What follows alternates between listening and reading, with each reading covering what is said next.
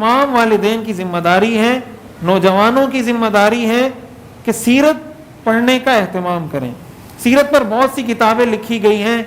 مولانا ادریس کاندلوی صاحب رحمۃ اللہ علیہ کی کتاب ہے سیرت المصطفیٰ، اردو میں 3 جلدوں میں ہے، وہ آپ پڑھ سکتے ہیں۔ علامہ مبارک پوری کی کتاب ہے الرحیق المختوم کے نام سے، وہ کتاب آپ پڑھ سکتے ہیں۔ علامہ سید سلیمان ندوی رحمۃ اللہ علیہ کی کتاب ہے سیرت پر، سیرت الرسول کے نام سے، وہ کتاب آپ پڑھ سکتے ہیں۔ اس کے علاوہ بھی سیرت پہ بہت سے لوگوں نے، یہ اردو میں جو مشہور کتابیں وہ میں آپ کو بتا رہا ہوں۔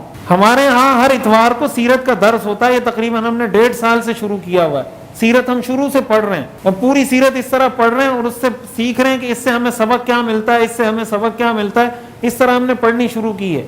تقریباً آدھی ہماری سیرت کا وہ پورا درس ہو گیا، 1.5 سال سے تقریباً چل رہا ہے وہ درس۔ یہ میری آپ سے درخواست ہے کہ اتوار کے دن مغرب سے عشاء کا جو وقت ہوتا ہے آپ وہ وقت کم از کم فارغ کر لیں اور اتوار کے دن مغرب سے عشاء بیٹھ کر وہ سیرت سن لیں، اس سے ہمیں جو سبق حاصل ہوتا ہے وہ سن لیں، اس کے بعد کوشش کریں اس کو اپنی زندگی میں اپنانے کی۔ دیکھیں ہم تو یہی کر سکتے ہیں نا، اور کیا کریں؟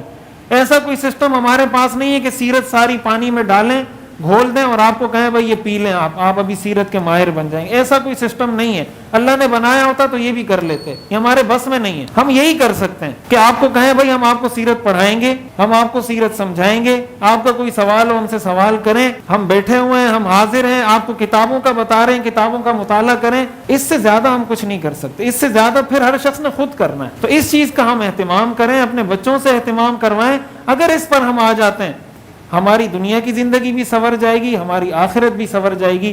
اللہ تعالی ہمیں سمجھنے اور عمل کرنے کی توفیق عطا فرمائے۔ آخر دعوانا الحمدللہ۔